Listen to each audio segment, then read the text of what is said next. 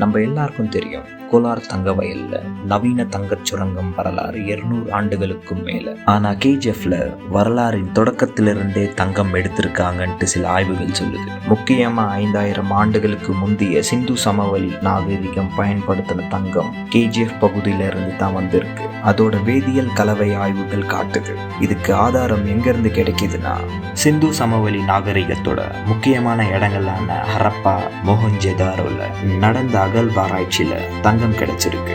லோத்தல் அகழ்வாராய்ச்சிக்கு தலைமை தாங்கிய இந்திய தொல்பொருள் ஆராய்ச்சியாளர் ஷிகாரிபூர் ரங்கநாத் ராவ் அங்க கிடைச்ச தங்கம் கோலார் தங்க வயல் தங்கத்தோட மூலக்கூறுகளோட பொருந்தி போறதை உறுதிப்படுத்தி இருக்கிறார்.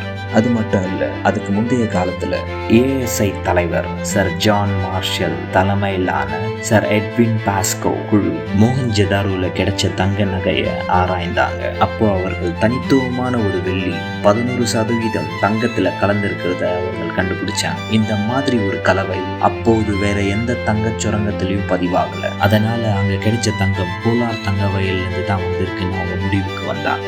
இதுல இருந்து என்ன தெரியுதுன்னா, 5000 ஆண்டுகளுக்கு முன்னாடியிலிருந்தே கேஜிஎஃப்ல தங்கம் எடுத்திருக்காங்க. மேலும் அந்த தங்கத்தை உலகின் பல பகுதிக்கு ஏற்றுமதி செய்திருக்காங்கன்னு உறுதியாகுது.